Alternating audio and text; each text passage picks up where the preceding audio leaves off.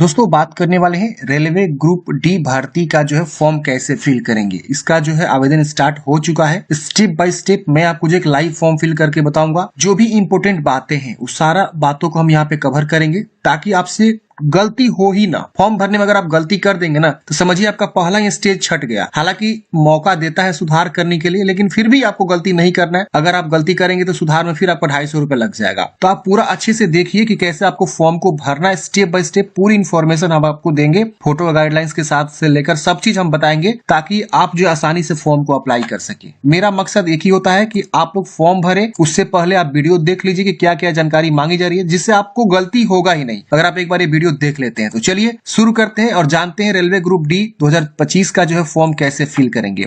थोड़ा सा मैं आपको इंपोर्टेंट जानकारी दे दूं कि इसमें 32,438 वैकेंसी है। हो सकता है कि फ्यूचर में वैकेंसी बढ़ भी जाए। और यहाँ पे आपका जो इंपोर्टेंट डेट है फॉर्म भरने का वो है 22 फरवरी 2025 तक आप फॉर्म भर सकते हैं। अगर आपने रजिस्ट्रेशन कर दिया है, फॉर्म भर दिया है, फी पेमेंट बाकी रह गया है तो फी पेमेंट का यहाँ पे क्लोजिंग डेट है 23 फरवरी से लेकर 24 फरवरी तक रात को 12 बजे तक, ध्यान रहे। और अगर आपने गलती कर दिया फॉर्म भरने में तो आप उसे मॉडिफाई कर सकते हैं, जिसमें आपका जो है देख सकते हैं 25 फरवरी से लेकर 6 मार्च 2025 तक इसका जो है लास्ट डेट रहेगा मॉडिफाई करने के लिए। तो ये इंपोर्टेंट डेट है। मैट्रिक पास पे आपकी ये वैकेंसी है। अगर आप मैट्रिक पास किए हैं तो इस भर्ती के लिए अप्लाई कर सकते हैं, या ITI किए हैं तो आप इस भर्ती के लिए फॉर्म को अप्लाई कर सकते हैं। इसमें जोन वाइज वैकेंसी को रखा गया है। मैं आपको जोन वाइज वैकेंसी को दिखाता हूँ। फॉर्म भरने से पहले आपको पहले एक जोन का चुनाव करना होगा, RRB को चुनाव करना होगा कि आप किस RRB से फॉर्म भरना चाहते हैं। ठीक है ना। चलिए हम आगे डिस्कस कर लेंगे उसके बारे में।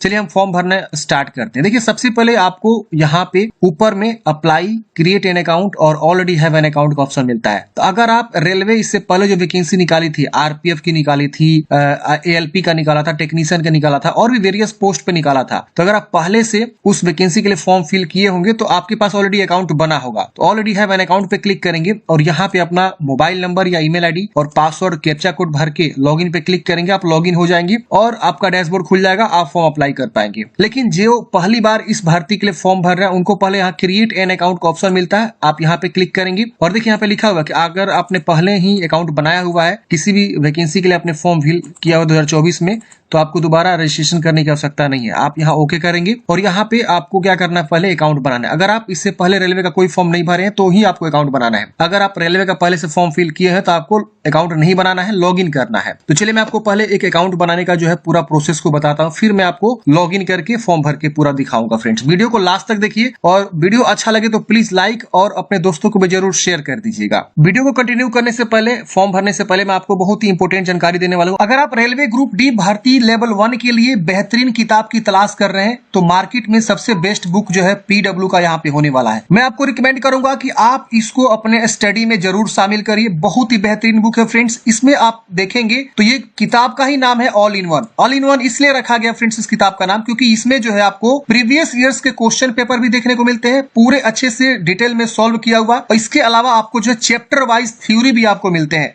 शॉर्ट ट्रिक के साथ। इसके अलावा आपको जो है ना फ्री में जो है देख सकते हैं यहाँ पे 5 ऑनलाइन CBT टेस्ट मिल जाते हैं और साथ ही साथ जो है इसमें मंथली करंट अफेयर्स का आपको मैगजीन भी प्रोवाइड करे जाते हैं, जो कि आप जनरल अवेयरनेस की बेहतरीन तैयारी कर सकते हैं। लेवल 1 की तैयारी के लिए ग्रुप डी 24-25 वैकेंसी के लिए ऑल इन वन ये किताब होने वाला है। इस किताब में 5000 प्लस क्वेश्चन आपको यहाँ पे देखने को मिलेगा, स्टेप बाय स्टेप एक्सप्लेनेशन के साथ। 10 प्रैक्टिस सेट आपको मिलेगा। चैप्टर वाइज थ्योरी भी यहाँ पे आपको मिलने वाला है, पूरा जो है शॉर्ट ट्रिक के साथ रहेगा। और 18 और 22 का जो है 15 प्रीवियस ईयर्स का सॉल्व पेपर मिलेगा। आप इस किताब के साथ बेहतरीन तैयारी कर सकते हैं। अगर हम इसके कंटेंट की बात करें तो पहले सेक्शन वाइज आपको मैथ मिलेगा, उसके बाद से आपको जो है जनरल इंटेलिजेंस रीजनिंग के सारे टॉपिक्स आपको जो है कवर किए गए। इसके अलावा आप देखेंगे तो सेक्शन C जो कि जनरल साइंस होता है, physics, chemistry, biology, life science यहाँ पे कवर किया गया। इसके बाद से सेक्शन D जनरल अवेयरनेस के जो है सारे टॉपिक्स को यहाँ पे अच्छे से कवर किया गया है। इसके अलावा यहाँ पे जो है आपको 15 जो है प्रीवियस ईयर्स के पेपर देखने को मिलते हैं सॉल्व किया हुआ। 18 और 22 दोनों यहाँ पे मिलेगा। और इसके अलावा आपको जो है ना सेक्शन F में जो है प्रैक्टिस सेट भी आपको देखने को मिलेगा, जो कि 10 प्रैक्टिस सेट यहाँ पे आपको देखने को मिल जाते हैं। ऑनलाइन कंप्यूटर बेस्ड टेस्ट के लिए फ्रेंड्स आपको जो है एक स्कैनर दिया जाता है। आपकी किताब में स्कैनर रहता है, उसको आप स्कैन करके ऑनलाइन टेस्ट दे सकते हैं। और मंथली करंट अफेयर्स के लिए भी आपको स्कैनर मिलता है। ये किताब हिंदी इंग्लिश दोनों वर्जन में आती है फ्रेंड्स। मैंने आपको बाय लिंक जो है डिस्क्रिप्शन बॉक्स में प्रोवाइड कर दिया है। Amazon से आप इसे बाय कर सकते हैं, आपके घर पे जो किताब आ जाएगा। मुझे पूरा उम्मीद है फ्रेंड्स कि आप इस किताब के साथ जो है अपनी बेहतरीन तैयारी कर पाएंगे। अब आइए समझते हैं कि कैसे आपको फॉर्म को अप्लाई अप्लाई करना है। सबसे पहले आपको नेशनलिटी बताना है, इंडियन, नेपाल, भूटान। तो नेपाल भूटान के लोग भी यहाँ पे आवेदन दे सकते हैं। यहाँ पे देखिए ऑप्शन दिया हुआ है, आप यहाँ इंडियन चूज करेंगे। यहाँ पे अपना पर्सनल इन्फॉर्मेशन भरेंगे, फुल नेम, दोबारा फुल नेम को लिखना है। आपने अपना नाम चेंज किया तो यस करेंगे, वरना नो करेंगे। अपना डेट ऑफ बर्थ यहाँ कैलेंडर से ओपन करेंगे, जो भी आपका डेट ऑफ बर्थ है यहाँ से आपको चूज कर लेना है, जो भी आपका डेट ऑफ बर्थ है। फिर दोबारा से कंफर्म करना है, यहाँ जेंडर बताना है, दोबारा जेंडर कंफर्म करना है। एक यहाँ पे आपको जो है फादर्स मदर्स नेम ये सब लिख लेना है। फिर यहाँ पे ईमेल एड्रेस लिखना है, जनरेट ईमेल ओटीपी पे क्लिक करेंगे तो आपके ईमेल पे ओटीपी जाएगा, आप यहाँ पे उसको लिख देंगे। फिर मोबाइल नंबर लिखेंगे, जनरेट ओटीपी पे क्लिक करेंगे, मोबाइल पे ओटीपी जाएगा, उसको यहाँ लिख लेंगे।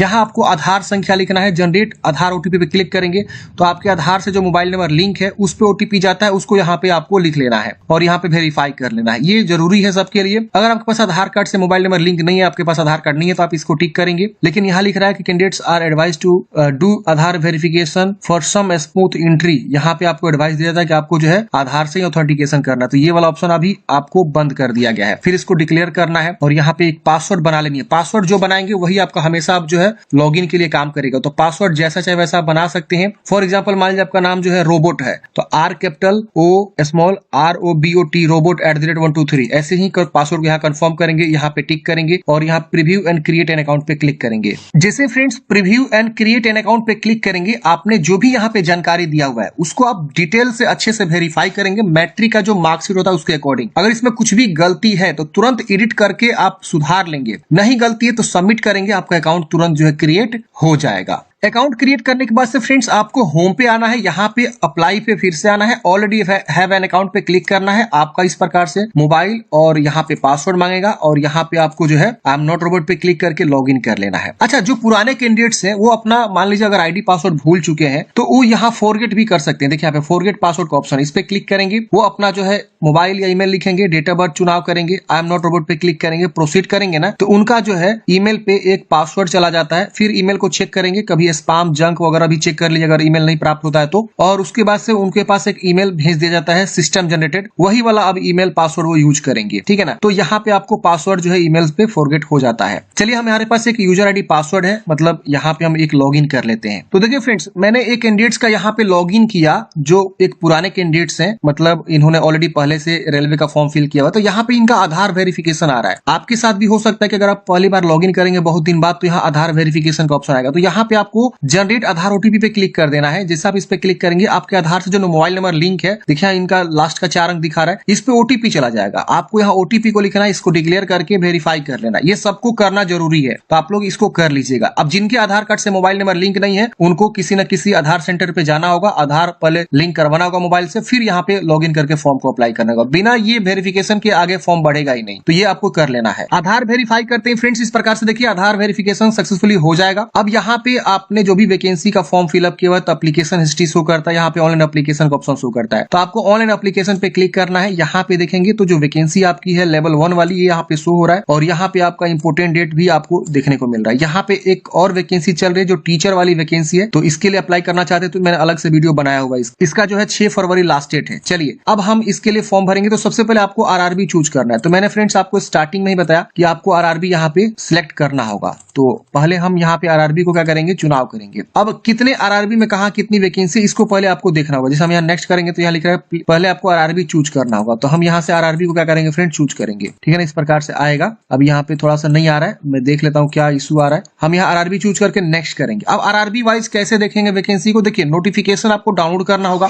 नोटिफिकेशन के सबसे लास्ट पेज पे ही आपको RRB वाला जो है वैकेंसी डिटेल शो होता है। अब देखिए यहाँ पे आपको जो है पेज नंबर में बता देता हूँ, पेज नंबर आपको आ जाना है 51 से 52 से आपका वैकेंसी सबसे पहले मुंबई का शो करेगा। मुंबई में सबसे ज्यादा वैकेंसी और दिल्ली जो RRB है वहां पे। अब देखिए 4672 वैकेंसी जो कि मुंबई वेस्टर्न रेलवे में आपको दिखाया गया है। यहाँ पे किस पद पे कितनी वैकेंसी ये भी यहाँ पे आपको दिखाया गया है। ये आगे आपको ना पोस्ट प्रीफरेंस भी देना है। मान लीजिए आपने RRB मुंबई चूज कर लिया, अब मुंबई में 14 प्रकार की वैकेंसी है। अब जब आप आगे बढ़ेंगे ना फॉर्म भरने के समय फोटो वगैरह अपलोड करने के बाद, तो वहां आपसे पूछेगा कि आप पोस्ट प्रीफरेंस दीजिए, इसको पहला, इसको दूसरा, इसका तीसरा, इसका चौथा, किसको आप पहला दूसरा तीसरा ऐसे आपको देना होगा। तो वहां पे आपको आगे चूज करने का ऑप्शन आएगा। अब यहाँ कैटेगरी वाइज भी आप देख सकते हैं, पहला किसको रखना है, दूसरा किसको रखना है, आपके कैटेगरी में कितना सीट है वो भी आप ध्यान में रखते हुए अपना जो है फॉर्म को अप्लाई करेंगे। तो यहाँ पे आपको जरूर जो है जोन देख लेना है फॉर्म भरने से पहले, आरआरबी कि किस आरआरबी से आप फॉर्म भरना चाहते हैं। जहां जहां वैकेंसी है वहां का आपको आरआरबी शो करेगा। तो हम यहाँ पे क्या करेंगे, आरआरबी को क्या करेंगे फ्रेंड्स, चुनाव करेंगे। एक बार मैं दोबारा यहाँ पे अप्लाई वाले ऑप्शन पे क्लिक करता हूँ फ्रेंड्स, क्यों नहीं, हाँ आ गया देखिए। तो यहाँ पे आपको जो है क्या करना है, अपना आरआरबी को चुनाव करना है। देखिए जब भी फॉर्म में कोई दिक्कत आती है ना तो आपको बिल्कुल रीस्टार्ट कर लेना है, लॉग आउट करके शुरू से कर लेना है। चलिए हम यहाँ पे चूज करते हैं, इसको डिक्लेयर करके नेक्स्ट करते हैं। जिसे फ्रेंड्स आप आरआरबी चूज करके नेक्स्ट करेंगे, यहाँ पे आपका प्रीवियस डाटा यहाँ पे फैच होगा। जो लोग पुराने कैंडिडेट्स हैं, जो लोग पहले कोई वैकेंसी का फॉर्म भरे, उनका यहाँ डाटा फैच हो जाएगा। और यहाँ पे आपको क्लोज कर देना है। क्लोज करते ही यहाँ पे आप देखेंगे तो आपका अकाउंट वेरीफाई लिखेगा। यहाँ पे आपको इतने सारे स्टेप को कंप्लीट करने हैं। अब यहाँ पे आपकी जानकारी जो ऑलरेडी फिलअप मिलेगी, जो आपने पुराने वैकेंसी के लिए आवेदन दिया था। अब यहाँ पे आपको नीचे आना है। यहाँ पे आप मैरिड है कि अनमैरिड है बताएंगे, अपना रिलीजन बताएंगे, मातृभाषा बताएंगे यहाँ पे। इसके बाद से आपका choice of language for examination, किस जो है भाषा में आप एग्जाम देना चाहते हैं। इतने सारे लैंग्वेज दिए गए हैं। जिससे मान लीजिए आप गुजराती चूज करेंगे ना तो इंग्लिश और गुजराती रहेगा। अगर आप इंग्लिश चूज करेंगे तो सारा का सारा क्वेश्चन इंग्लिश में रहेगा। अगर आप हिंदी चूज करते हैं तो इंग्लिश हिंदी दोनों रहेगा। ये विशेष ध्यान दीजिएगा। यहाँ एक आइडेंटिफिकेशन मार्क्स, बॉडी में पहचान क्या है ये आपको बतानी से, तिल का निशान, कटा का निशान, जला का निशान जो भी है। यहाँ दूसरा आइडेंटिफिकेशन मार्क्स आपको बतानी है जो भी है। अगर नहीं है तो नो मार्क लिख सकते हैं। यहाँ पे अपना कैटेगरी बताना है। जैसे कि यहाँ आप देख सकते हैं कम्युनिटी में आपका यहाँ पे category general, SC ST OBC EWS। अगर आप जनरल से हैं तो जनरल चूज करेंगे। जनरल में आप देखेंगे तो यहाँ पे आपको जाति प्रमाण पत्र की संख्या या किसके द्वारा बनवाया ये सब आपको नहीं मांगेगा। वही अगर आप EWS से आते हैं, जनरल का ही एक 10% रिजर्वेशन वाला कैटेगरी होता है EWS, इकोनॉमिकली वीकर सेक्शन। अगर आप ये चूज करते हैं तो यहाँ पे आपको अपना जो है EWS का सर्टिफिकेट नंबर देना होगा। यहाँ पे अपना जो है इशूइंग अथॉरिटी आपने कहाँ से बनवाया हुआ है, हर एक ऑफिसर्स का नाम आ रहा है। जहां से भी आपने बनवाया हुआ है उसका नाम यहाँ पे आपको शो करेगा, कहीं ना कहीं जरूर शो करेगा। उसका आप चुनाव करेंगे और कब बनवाया हो इसको आपको देना होगा। अगर आप OBC चुनाव करते हैं फ्रेंड्स तो OBC में देखेंगे तो यहाँ पे दो ऑप्शन पूछेगा कि आप जो है नॉन क्रिमिलियर से आते हैं। नॉन क्रिमिलियर उसके वो आता है बंदा, OBC का ही ये मतलब नॉन क्रिमिलियर और क्रिमिलियर होता है। अगर आप यहाँ पे नॉन क्रिमिलियर से आते हैं तो यस करेंगे। यस करते इस प्रकार से आएगा, अंडरस्टैंड एग्री करेंगे। तो यहाँ पे देखिए क्या आ रहा है। अगर आप नॉन क्रिमिलियर से आएंगे, यहाँ यस करते हैं तो आपको यहाँ पे अपना कास्ट और यहाँ पे कास्ट सर्टिफिकेट नंबर और इशूइंग अथॉरिटी और कब आपने बनवाया हुआ आपको बताना होगा। नॉन क्रिमिलियर में कौन आता है, तो जिनकी फैमिली इनकम 8 लाख से कम है, OBC से आता है 8 लाख से फैमिली इनकम कम है तो यहाँ यस करेगा। और जिनकी फैमिली इनकम 8 लाख से ज्यादा है वो यहाँ नो करेगा, वो NCL में नहीं आएगा। तो इसके आपको विशेष ध्यान देना है। इस तरह से आपको जो है जानकारी को भरना है। अब यहाँ पे SC ST का भी ऑप्शन है। अगर आप SC ST से आते हैं तो अपना SC ST में जो भी आपका जाति सर्टिफिकेट लगता है वो अपना नेम ऑफ द कास्ट लिखेंगे, किस कास्ट से बिलोंग करते हैं, धोबी, बढ़ई जो भी है, यहाँ शर्मा जो भी है। यहाँ पे अपना सर्टिफिकेट नंबर लिखेंगे, यहाँ पे अपना इशूइंग अथॉरिटी लिखेंगे, यहाँ आप कब अपना सर्टिफिकेट बनवाए हुए हैं उसको आपको बताना होगा जो कि आपके सर्टिफिकेट पे लिखा रहता है। सारी जानकारी सर्टिफिकेट के अकॉर्डिंग भरना होता है क्योंकि यही सेम सर्टिफिकेट आपको ना डॉक्यूमेंट्स वेरिफिकेशन में लगता है। तो इसको आपको सजो के रखना है, ध्यान रहे, भिलवाना नहीं है। और यहाँ पे अपना जो है कहाँ से बनवाया हुआ है इशूइंग अथॉरिटी में आपको चूज कर लेना है। ये आपके सर्टिफिकेट के नीचे में साइन होता है, आप देखे होंगे जरूर। जैसे कि आप देख सकते हैं यहाँ पे बहुत सारा ऑप्शन दिया हुआ है। आप जहां से भी बनवाए हुए हैं आप यहाँ पे क्या करेंगे उसका चुनाव कर लेंगे। नीचे भी बहुत सारा ऑप्शन है। जैसे बिहार में आप देखेंगे तो रेवेन्यू ऑफिसर बनाता है, वो उसका रैंक जो है तहसीलदार से कम नहीं होना चाहिए। तो रेवेन्यू ऑफिसर आप यहाँ से चुनाव कर लेंगे, ठीक है। और यहाँ पे इशूइंग स्टेट और यहाँ पे कब आपने बनवाया हुआ है, सर्टिफिकेट नंबर, और यहाँ पे ट्रेवल पास आपको चाहिए तो यहाँ पे आपको यस करना होगा। और यहाँ पे उस सर्टिफिकेट को जो आपका ये कास्ट सर्टिफिकेट है उसको आप यहाँ पे स्कैन करके उसको यहाँ अटैच करेंगे। 500 KB से कम PDF में होना चाहिए। यहाँ पे आप अपलोड पे क्लिक करेंगे, PDF चूज करेंगे और अपलोड हो जाएगा। PDF कैसे बनानी होती है मैंने कई बार आप लोगों को बता चुका हूँ। गूगल में जाएंगे, सर्च करेंगे JPEG to PDF, बहुत सारा वेबसाइट मिलेगा। आप किसी वेबसाइट का यूज करके अपना जो है डॉक्यूमेंट्स को PDF में बना सकती हैं। तो ऐसे अपना SC ST और जनरल OBC को यहाँ पे चुनाव करना, ये विशेष ध्यान देना। यहाँ पे आपको रिजर्वेशन ही जो है यहाँ पे आपको मिलता है तो इसको सही से भरना है, गलती नहीं करना है। और जो भी यहाँ पे सर्टिफिकेट देंगे उसको अच्छे से रखेंगे संभाल के लास्ट वैकेंसी तक, मतलब लास्ट सिलेक्शन तक। अब आपको फ्रेंड्स नीचे आना होता है। यहाँ पे अपना जो है प्रेजेंट एड्रेस लिखना होता है, यहाँ पे आपको परमानेंट एड्रेस लिखना होता है। तो जो भी आपका एड्रेस है यहाँ पहले अपना जो है राज्य, फिर यहाँ डिस्ट्रिक्ट, फिर यहाँ पे प्रॉपर एड्रेस लिखेंगे। इसमें आपको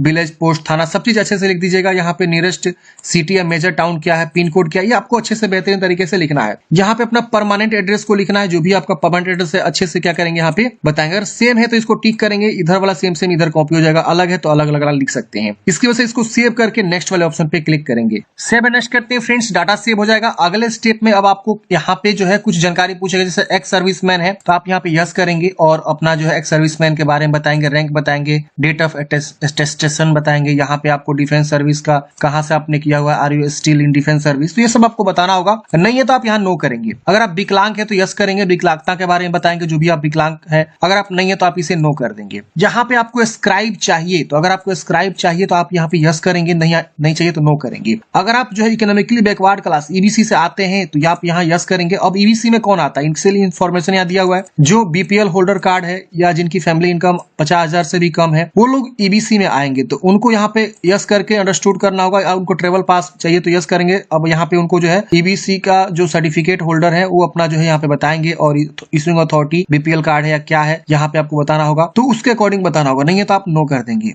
यहाँ पे आप रेलवे में ऑलरेडी सर्विंग एप्लीकेंट हैं, आप रेलवे में काम कर रहे हैं तो यस करेंगे। और यहाँ पे आपको एनओसी देना होगा, do you have applied NOC, अगर आप अप्लाई किए तो यस करेंगे। तो ये मैंडेटरी है डीवी के समय में, आपको अंडरस्टैंड एग्री करना। अगर आप नो करेंगे तो आपको जो है you should produce an NOC from the controlling officer on the date of DV. अच्छा, आप नो भी कर सकते हैं। अगर आप पहले से आपके पास मतलब एनओसी बनवा लिए तो यस करके आप आगे बढ़ेंगे और कैटेगरी बताएंगे, ग्रुप सी या कहाँ पे आप काम कर रहे हैं, किस प्रकार के पोस्ट पे, प्लेस ऑफ वर्किंग क्या है, जोन क्या है, किस जोन में काम कर रहे हैं। अगर आप मतलब यहाँ पे बता देंगे। अगर आप नहीं है प्रेजेंट में कहीं काम कर रहे हैं तो आप यहाँ नो कर देंगे, रेलवे आप जो है सर्विस नहीं कर रहे हैं तो। यहाँ पे एम्प्लॉयमेंट डिटेल्स पूछ रहा है, अगर आप कहीं काम कर रहे हैं जैसे कि central government, state government, PSU या नॉट अप्लीकेबल, तो अगर आप काम कर रहे हैं तो बताएंगे, नहीं तो नॉट अप्लीकेबल चूज करेंगे। अब यहाँ पे आपको जो है ना अप्रेंटिसशिप के बारे में पूछ रहा है, तो अगर आपने जो है नेशनल अप्रेंटिसशिप सर्टिफिकेट आपके पास है तो यस करेंगे और उसकी जानकारी बताएंगे किस स्टेट पे आपने अप्रेंटिसशिप किया हुआ है, कब से कब तक आपने किया हुआ है, ड्यूरेशन यहाँ आ जाएगा, सर्टिफिकेट नंबर और सर्टिफिकेट डेट, कितना में कितना मार्क्स आपको मिला हुआ है, वो सब आपको बताना होगा। तो अगर आप एनएससी किए हुए हैं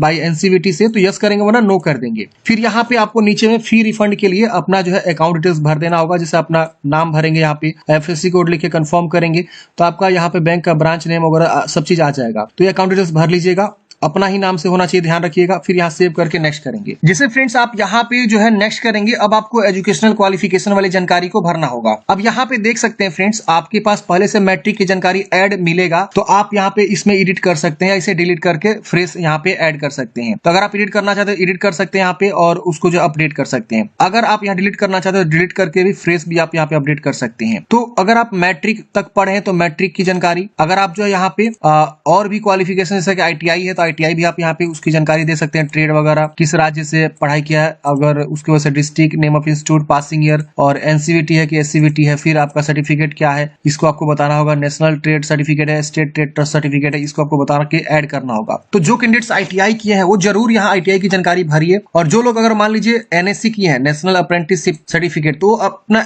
एनएससी भी जरूर ऐड करेंगे। उनको क्या होगा ना कि आगे चल के जो है बेनिफिट्स मिलता है, जब भी मेरिट तैयार होगा ना तो एनएससी वालों को, आईटीआई वालों को कुछ ना कुछ जरूर जो है एक्स्ट्रा बेनिफिट मिल सकता है। एनएससी को तो 100% मिलता है, लेकिन आईटीआई के बारे में मैं उतना श्योर नहीं हूं कि मिलता है, लेकिन एनएससी जो नेशनल अप्रेंटिसशिप सर्टिफिकेट लिया रहता है ट्रेनिंग अप्रेंटिसशिप का, उनको जरूर मिलता है यहाँ पे कुछ ना कुछ एक्स्ट्रा बोनस मार्क्स, ठीक है। तो वो जरूर यहाँ पे जानकारी को देंगे और यहाँ ऐड कर देंगे। तो ऐसे करके फ्रेंड्स आपको क्वालिफिकेशन को ऐड कर लेना है और उसके बाद से यहाँ पे आपको क्या करना है फ्रेंड्स, नेक्स्ट वाले ऑप्शन पे क्लिक करना है। तो क्वालिफिकेशन इजिली आप लोग अपलोड कर लीजिएगा, मुझे लगता है कि कोई भी आपको दिक्कत होगा। और जो लोग बिल्कुल फ्रेश फॉर्म भर रहे हैं तो उनको यहाँ पे सर्टिफिकेट, सीरियल नंबर और यहाँ पे स्टेट, डिस्ट्रिक्ट, ये सब आपको बताना होगा, किस कॉलेज यूनिवर्सिटी से आपने पढ़ाई किया वो सब बताना होगा, डेट ऑफ पासिंग बताना होगा, परसेंटेज यहाँ पे देखिए एनए आ रहा है, तो इससे कोई दिक्कत नहीं है, आप यहाँ पे नेक्स्ट कर लेंगे। सेव नेक्स्ट करते हैं फ्रेंड्स। अगले स्टेप में अब आपको यहाँ पे जो है फोटोग्राफ अपलोड करना है और यहाँ पे सिग्नेचर अपलोड करना है। फोटोग्राफ यहाँ पे आप देखेंगे तो यहाँ पे सैंपल दिया हुआ है कि किस प्रकार का फोटो आपका एक्सेप्ट करा जाएगा। तो यहाँ पे देखिए इस तरह का फोटोग्राफ जो है रिजेक्ट हो जाएंगे अगर आप इस तरह का फोटो अपलोड करते हैं। जैसे कि यहाँ पे देखिए ऊपर से बाल कट गया है, यहाँ पे देखिए साइड में कान कट गया है, यहाँ चश्मा लगा लिए हैं, मुंह पे आपका बाल आ गया है,